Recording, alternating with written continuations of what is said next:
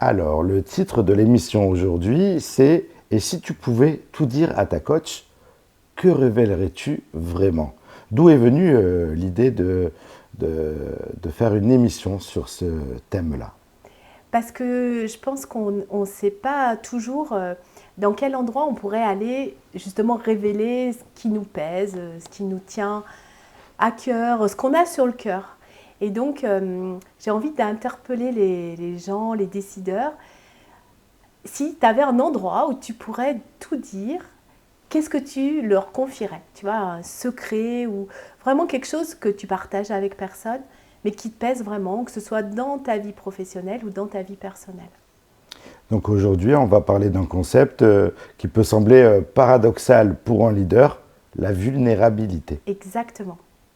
Comment un décideur peut-il se déposer et être vu dans sa vérité tout en restant un stratège? Alors c'est la grande question parce que quand tu es décideur, quand on est leader, on prend comme un masque, comme un costume, tu vois, tu enfiles le costume du chef d'entreprise. Tu as aussi tes rôles personnels, hein, le chef de famille, l'ami. Et du coup, il n'y a pas vraiment de lieu, de moment où tu peux dire, ben, j'ai des doutes, j'en peux plus, je suis fatiguée, je ne sais pas où je vais. Là, franchement, je vois, j'ai pas d'issue, je suis fatiguée. Et c'est comme si se déposer, c'était laisser une fonction, tu vois, en fait, ce rôle. Et que tu puisses vraiment dire avec ton cœur, voilà, ce qui est présent en toute vulnérabilité pour toi, mais dans un cadre. Un espace qui est pour moi sécurisé. On va peut-être en parler justement de ce cadre.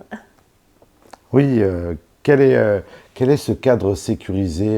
Est-ce que c'est finalement le rapport avec son coach? Oui, le cadre, pour moi, c'est hyper important. Tu sais, un cadre, on dit toujours, eh bien, sa structure. Et quand on est coach, et quand on est formé au coaching, je suis aussi art thérapeute, et donc c'était la même manière. Il y avait toute une partie où on a appris à poser le cadre. Et ça, c'est très, très important. Ce qui, pour moi, fait la différence entre un coach qui n'a pas eu de formation et un coach qui est formé, c'est qu'il sait poser le cadre bienveillant, sécurisant, sécuritaire pour la personne qui vient dire des choses qui lui sont très propres, qui lui sont très intimes. Et ce cadre, en fait, le fait que la personne, elle sache poser le cadre, tu vois, il y a on va dire, un décor, une ambiance, un moment, avec comme des règles, tu vois, où là, la personne, elle va vraiment pouvoir dire, ok, là, je peux dire ce que j'ai à dire en toute vulnérabilité. On n'est pas entre du papotage entre amis. C'est cet espace. Oui, pour moi, cet espace qui est professionnel, qui va permettre aussi à la personne de pouvoir dire ce qu'elle a à dire et de pouvoir s'exprimer avec authenticité. Alors bien sûr, ça ne va pas se faire dans les 5 secondes, hein. Il va y avoir une ambiance à créer, une empathie à avoir. Parfois, ça peut être même dans le silence, où la personne, elle va aller chercher au fond d'elle ce qui est présent. Et puis, bien sûr, c'est les questions du coach qui va faire émerger d'un coup une chose qui peut-être est inconsciente pour la personne. Le mot se déposer, Oui, cet espace pour se déposer, pourquoi on emploie le mot déposer? oui. Oui, c'est un terme très coach en fait, ou thérapeute. Se déposer, moi je vois comme tu vois, tu es agité hein, dans tes activités. Et puis en arrière-plan, en arrière-fond, il y a tout ce qui est du subconscient, de l'inconscient qui te fait agir. Et donc pour moi, le dépôt, en fait, c'est un endroit, bah, déjà, tu es confortable, hein, tu Mhm. es sur un canapé ou dans un fauteuil agréable, dans un cadre agréable. Et donc là, c'est comme si cette agitation, elle fait que tu peux aller chercher au tout fond quelque chose qui n'est pas visible. Tu vois, c'est-à-dire que la personne, elle n'a pas conscience. Et là, elle va pouvoir, dans cet espace, aller chercher ce qui est en arrière-plan, ce qu'elle n'avait pas vu. Peut-être, effectivement, elle voit des peurs ou des doutes de manière consciente, mais les questions du coach vont lui faire émerger quelque chose et du coup, il va y avoir comme une révélation.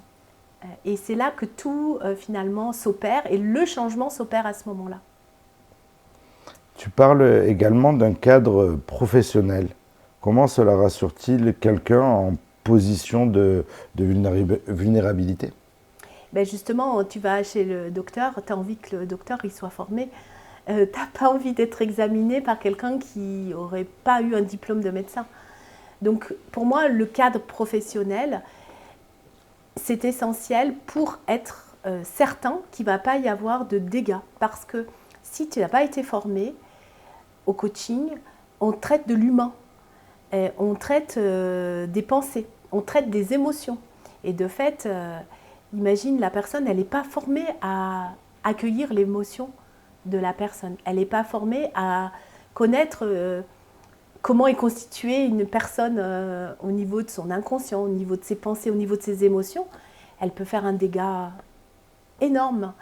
Et on n'aurait pas idée d'aller voir un psychologue qui n'a pas eu son diplôme de psychologie.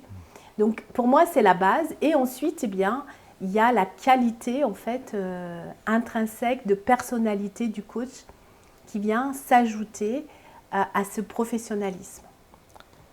Justement, un coach est dans cette zone un peu rassurante, ce cadre dans lequel le décideur, le chef d'entreprise, l'entrepreneur peut se retrouver. Ça me fait penser quand même entre le mot coach, psychologue et accompagnant aussi. Oui. Alors, ce qu'il y a, c'est que le coach, à la différence du psychologue, on va dire, il ne va pas régler le passé. Il va partir d'une situation actuelle, un blocage, un problème, un doute ou quelque chose que le décideur n'arrive plus à faire ou à penser ou à avoir de la clarté. Et donc, on part de cet état-là et on se pose ensemble et on dit où est-ce que tu voudrais aller, où est-ce que vous voudriez aller si on voit la personne. Et donc là, naturellement, il va y avoir un chemin d'un point A à un point B. Et le coach, par son professionnalisme, va permettre petit à petit de poser des actions pour aller vers ce point B. Et à la différence du psychologue, c'est que là, on est vraiment sur des actions. La différence, c'est qu'on va poser des actions. Le psychologue, il ne va pas nous faire poser des actions entre deux séances. On va traiter du passé, on va traiter des blessures émotionnelles du passé. Le rapport, le point commun, c'est que on va se confier peut-être à toi, on va dire des choses qu'on ne dit pas ailleurs, on va parler peut-être vraiment, peut-être. Oui, on va vraiment parler de ce qui est là, présent pour nous. Mais la différence, c'est que le psychologue, il va vraiment s'intéresser à l'histoire de la personne, à ce qu'elle a vécu au passé, alors que voilà, la différence avec le coach, c'est que le coach, bien sûr, il peut à un moment venir sur le passé, notamment avec ce qu'on appelle les croyances limitantes, c'est-à-dire des choses qu'on a crues vraies. Donc ça vient de l'histoire de la personne. Mais on ne s'y attarde pas et on ne va pas, chercher le pourquoi la personne, elle a cette croyance-là. On constate et par contre, on regarde comment on peut transformer cette croyance. Donc il y a vraiment une différence fondamentale dans ce moment de l'histoire de la personne, mais finalement, il y a une ressemblance dans le fait que tu peux tout dire, un psychologue ou un coach. Tu parles de vérité, d'aller chercher la vérité pour en faire une stratégie, la vérité comme stratégie. Oui. Alors, pourquoi un décideur viendrait-il chercher cette vérité avec toi et pas avec son entourage? Souvent, un décideur est déjà très bien entouré. Oui, c'est sûr, mais est-ce qu'un décideur, il va oser dire à sa compagne ou une femme à son compagnon que, mettons, il est à la tête d'une entreprise, qu'il soit seul ou avec des salariés, puis dire, je dois faire un investissement, je ne sais même pas si j'ai envie de faire cet investissement, je ne sais même plus où j'en suis, je n'ai même pas la motivation d'aller au travail. Il ne va pas le dire parce qu'il garde encore quelque part cette fonction, même à la maison. Il pourrait le dire à un ami. Mais il y a un biais, il y a toujours un biais quand on se confie à l'autre. Parce Parce que l'autre personne, elle va le voir depuis son propre espace à elle. Et donc, du coup, c'est pas neutre. Alors que quand tu vas voir un professionnel de l'accompagnement, l'accueil est neutre. Il n'y a pas de jugement sur la personne. On ne connaît pas la personne non plus. Du coup, il n'y a pas d'a priori. Et surtout, on ne doit pas en avoir d'a priori. Et on n'a pas à se dire si c'est bien, pas bien. Il vient juste avec sa vérité. Alors que les proches, que ce soit des amis, la famille ou toute autre personne, il n'y a pas cette neutralité. Et puis surtout, il n'y a pas cette compétence professionnelle qu'a le coach pour gérer les émotions et les pensées. Enfin, pour accompagner la personne dans ses émotions et ses pensées. La procrastination, c'est une stratégie d'autoprotection, c'est-à-dire que on reporte les choses à demain pour se protéger soi-même. Les décideurs sont souvent confrontés à la procrastination, mais ce n'est pas de la paresse. Pourquoi? C'est comme si c'est une forme de sagesse intérieure finalement, la procrastination. Et pourtant, on la voit toujours comme un mauvais élève. Tu vois, le patron qui ne prend pas de décision, des fois ça peut énerver les employés, mais c'est parce qu'il peut-être il est très perfectionniste et que cette décision ou cette nouvelle action, pour lui, il faut que ce soit parfait, donc il attend le moment parfait. Il veut peut-être se protéger de quelque chose aussi. Et du coup, la procrastination, il faut la voir comme quelque chose de positif et non pas comme un boulet qu'on pourrait avoir au pied. Et c'est aussi le but d'un coaching, c'est que, tu vois, parfois on repousse des décisions, on repousse des actions, et en fait, tu ne sais pas pourquoi. Et tu peux te juger aussi. C'est-à-dire que le décideur, il peut se juger lui-même en se disant « Je sais qu'il faudrait que je fasse ça, mais j'y arrive pas. » Donc, c'est là où tu vas faire levier pour qu'il puisse passer à l'action. Et c'est pareil, tu ne vas pas aller te confier en disant « Je repousse quelque chose qui est important pour mon entreprise, ou même dans ma vie peut-être personnelle, mais j'arrive pas à passer à l'action. » Et du coup, tu peux t'auto-flageller, t'auto-juger en disant je suis paresseux, je suis flemmard ou je suis lâche. Parce que, imagine, tu dois peut-être licencier quelqu'un, puis tu repousses. Et du coup, ça handicape parce que c'est des décisions qui sont lourdes à porter seule. Et donc, pour moi, la procrastination, c'est vraiment finalement un lieu où on peut vraiment changer les choses et faire levier pour passer à autre chose. Et ça va soulager. T'imagines, le décideur, il va être soulagé de pouvoir enfin y voir plus clair. Et qu'est-ce que peut apporter un coach justement dans l'éclaircissement des priorités? Qu'est-ce qu'on peut reporter à demain? Qu'est-ce qu'il ne faudrait plus reporter à demain? Prendre des grandes décisions, des grands virages pour sa carrière ou pour sa boîte? C'est ça le coaching en fait, tu vois, c'est vraiment, on va regarder d'un point de vue stratégique le sens qu'on veut donner à sa vie, à son entreprise et peut-être des choses qui peuvent être reportées. On va proposer un plan, on va construire un plan ensemble. On va regarder aussi dans cette situation, est-ce que la personne ne se met pas en danger? Sur tous les plans, ça peut être un danger financier, ça peut être un danger personnel, ça peut être un danger technique. Et le coaching peut être sur de multiples sujets finalement. Donc on a toute une palette de process quand on est coach. Et finalement, c'est un peu comme des boîtes à outils où en fonction de la problématique de la personne, on va sortir tel ou tel outil, tu vois, de notre boîte à outils. Et là, on va se dire, dans ce cas-là, je vais utiliser tel process pour que la personne elle-même vienne trouver sa solution. On n'est jamais en donneur de solutions. Jamais. Un coach, il ne donne pas des solutions toutes faites. Finalement, on est un peu comme un miroir où ça va lui permettre lui-même de se réfléchir et de voir, de prendre de la hauteur et de se dire OK et de poser des actions. Dans la temporalité, si je suis accompagné par toi, Isabelle, Comment est-ce que c'est des choses qui se passent rapidement, plusieurs séances, on arrive entre le moment où je confie mes vérités, mes problématiques, qu'on les étudie, qu'on les éclaircisse et que je puisse peut-être prendre des décisions et des actions suite à nos échanges. Est-ce que ça se passe en général rapidement avec les gens que tu accompagnes? Ça dépend. En fait, je vais dire, le minimum, c'est, on va dire, 3 séances. Parce qu'en une séance, c'est le temps que tu viennes et qu'on... Tu sais, c'est un petit peu, on met tous les meubles au milieu de la pièce. Tu viens avec ton problème ou ton désir. C'est-à-dire, tu peux aussi avoir un désir de performance, de faire grandir ton entreprise ou de changer de job. Donc, on met tout à plat, tu vois, on met les meubles au milieu de la pièce. C'est comme quand tu refais que tu repeins une pièce. Et puis, du coup, on éclaircit, tu vois, qu'est-ce qui est prioritaire, sur quoi tu veux avancer.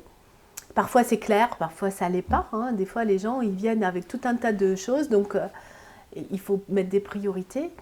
Et donc, en fonction de ça, ça peut être minimum, je dirais, 3 séances. Et le grand maximum, pour moi, c'est 10 séances. Au bout de 10 séances de coaching, franchement, la personne, elle a avancé. Et surtout, comme on fait poser des actions de séance en séance, on peut suivre l'avancée et on peut rediriger aussi. C'est-à-dire que si on voit que les actions ne portent pas leurs fruits, on peut rediriger. Comme ça, on peut aussi valider les étapes. La personne, elle sait où elle va et elle peut mesurer. Tu vois, elle peut mesurer l'écart entre la situation de départ et à chaque étape où elle en est. On refait le point, tu vois. C'est un peu comme un checkpoint à chaque séance. Donc, je dirais entre 3 et 8 séances, 10 maxi. Le plus important, ne pas procrastiner. C'est peut-être quand on a ce ressenti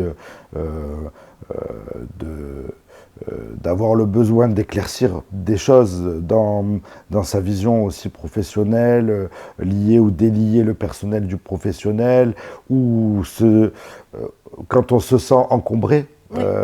on ne sait plus dans quel ordre faire les choses, ou on se sent débordé. Parfois, on ne l'est peut-être pas forcément, mais pour détecter tout ça, il ne faut pas procrastiner de rencontrer son coach. Exactement, c'est ce que j'ai envie de te dire. Oui, parce que des fois, tu sais, tu sais pas ce que tu as en fait. Tu sais pas, tu te sens fatigué, tu te sens lourd, tu te sens encombré. Mais en vrai, tu sais pas vraiment quel est le problème. Et moi, j'ai envie de dire, ça serait intéressant que tout le monde, pour une fois dans sa vie, vive un coaching. Quand il se sent comme ça, quoi. Quand il se sent pas clair, quand il se sent encombré mentalement, fatigué physiquement, qui a plus d'élan, plus de désir, allez faire un coaching. C'est assez intéressant de voir le résultat. Et comment peut-on identifier l'origine de cet encombrement et comment un coach comme toi peut-il aider? L'origine de l'encombrement, il vient de plusieurs natures. Il vient généralement aussi de ce qu'on a cru vrai. C'est-à-dire qu'on a chacun, en coaching, on parle de la carte du monde. Donc on a chacun notre carte du monde.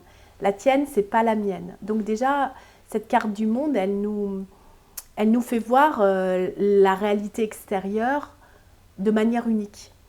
Et parfois, il suffit d'avoir quelqu'un qui est là comme un témoin et qui va te faire voir les choses différemment. Et l'origine, elle vient de là en fait. C'est que on a notre histoire, on a ce qu'on appelle donc les croyances qui nous aident. Tu sais, travailler dur pour y arriver. Mais à un moment, par exemple, cette croyance, si je prends cette croyance, elle peut te limiter. Parce que tu vas travailler comme un fou, puis tu vas être brûlé, tu vas être fatigué. Donc, ça peut venir de ça, tu vois, ça vient souvent de ces croyances qui étaient aidantes à un moment et qui deviennent limitantes à un autre. Elles viennent de notre héritage culturel, de comment on a reçu une éducation, et de ce qu'on croit vrai et pas vrai. Et de la manière dont on voit le monde. Et souvent, le coaching, il vient opérer le changement parce que d'un coup, tu ne vois plus de la même manière. Tu vois, ça fait comme une révélation. Tu dis, ah ben je ne l'avais pas vu comme ça. Et du coup, ça ouvre, tu vois, ça donne une autre perspective.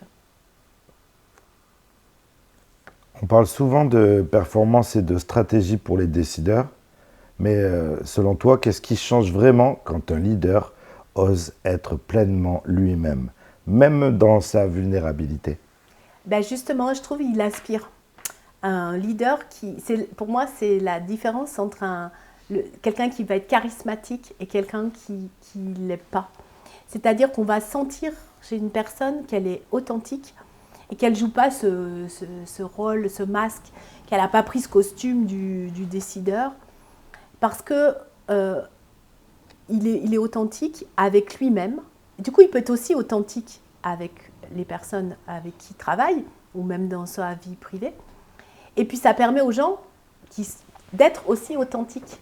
Et de pas... Donc, du coup, tout le monde ne joue pas à ce petit jeu, tu sais, du bon salarié ou du bon... entre guillemets, du bon ami, de la bonne compagne, etc.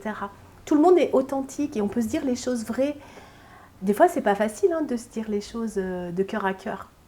Mais ça permet cette ouverture du cœur qui pour moi est fondamentale. Et j'ai envie de donner un exemple là, de quelqu'un, je ne redirai pas le nom parce que je ne l'ai pas retenu.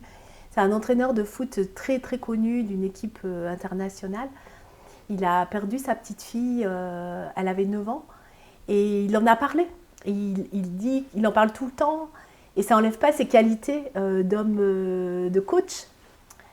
Et du coup, il porte les gens parce que ils se disent, ah ben lui, il est pareil, si tu veux, dans sa vie perso que dans sa vie professionnelle.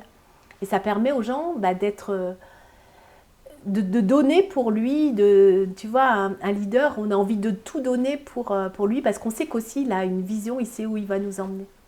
Donc on n'est pas forcément dans le profil, le prototype qu'un leader doit montrer que ses forces, oui. que ses victoires, oui. que ce qu'il accomplit, oui. Et faire un déni de ce qui peut lui arriver de très grave, même dans sa vie personnelle. Oui. Ou même dans sa vie professionnelle, tu vois, par exemple, peut-être un leader, il peut dire, je suis déçu. Tu vois, je pense, on parle de sport. J'imagine Hugo Mola, des fois, il doit dire à ses équipes, je suis super déçu, les gars. Tu vois, il est authentique, il ne va pas dire... alors, ça ne va pas empêcher qu'après, il va rediriger l'action, mais j'imagine, il va dire... je suis déçu de moi, je suis déçu de vous, il va parler vrai, quoi. Ce qui est important, c'est qu'il soit authentique à l'instant T où il le dit. C'est ça. En fait, finalement, ce que l'on dit personnellement, professionnellement, c'est pas grave tant que c'est authentique et c'est sincère sur le moment. Parce qu'après, avec le recul, on peut revoir les choses. Bien sûr. Mais d'être authentique sur l'instant. Bien sûr, d'être authentique sur l'instant. Et justement, de savoir comment être authentique sur l'instant. Parce que des fois, tu as tellement appris à pas l'être. Tu vois ce que je veux dire ? Tu as tellement appris à être en mode warrior. Tu vois, un décideur, il doit avoir telle qualité. Ce qu'on nous a fait croire aussi et qu'on a pris pour argent comptant. Et du coup, c'est un peu faire machine arrière et être vrai dans le moment présent. Et comme tu dis, ça n'enlèvera pas que... Des fois, après, tu peux aussi dire, là, dans ce moment présent, j'étais très en colère. Maintenant, ma colère, elle a passé. Mais d'être au clair avec ses émotions, avec ce qui est traversé. Et surtout, de pas partir d'un autre espace que celui du cœur. Pour moi, c'est important. C'est-à-dire de partir d'un espace de vérité. Est-ce que tu as d'autres exemples de décideurs qui arrivent à s'organiser, gagner en efficience ? De décideurs, oui, mais je vois beaucoup de gens, de chefs d'entreprise. J'ai pas d'exemple, mais je pense peut-être à des acteurs aussi qui deviennent de plus en plus vrais avec le temps. Et on voit aussi qu'ils se sont fait accompagner personnellement, tu vois. Maintenant, moi, je peux remarquer les gens qui se sont fait accompagner, que ce soit par, on va dire, un coach, un thérapeute. Là, on ne va pas remettre les noms, mais parce qu'ils sont vraiment vrais dans l'instant présent, lorsqu'ils sont en interview ou lorsqu'ils sont en action. Si tu...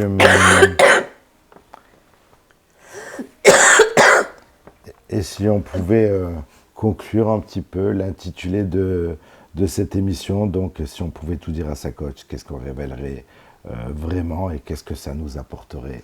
Alors, ce serait d'être, voilà, vraiment de dire, oui, qu'est-ce que j'aurais envie de confier là, qui me pèse depuis longtemps, qu'est-ce que j'aurais envie de vivre aussi, quel désir j'aurais vraiment envie de vivre et que j'aurais envie de mettre en action dans ma vie.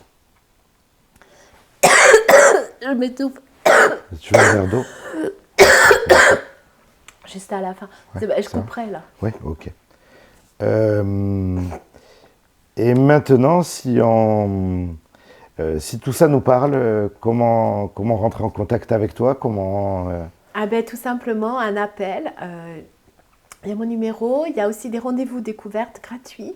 Donc c'est de venir parler de sa situation en 20 minutes. Et moi, je peux dire, voilà, où on pourrait, comment on pourrait fonctionner ensemble. Déjà, peut-être à peu près le nombre, tu parlais du nombre de séances. Pour cette problématique-là, à peu près combien de séances? Et puis, se rencontrer. Et alors, ça peut être en présentiel ou en distanciel. Peu importe d'où l'on soit? Ouais, ça marche pareil. Et c'est ça qui est aussi étonnant. Et on l'a vu pendant le Covid, hein, ça marche aussi bien en distanciel qu'en présentiel. J'ai même des coachs qui ne font qu'au téléphone. Moi, j'aime bien voir les gens.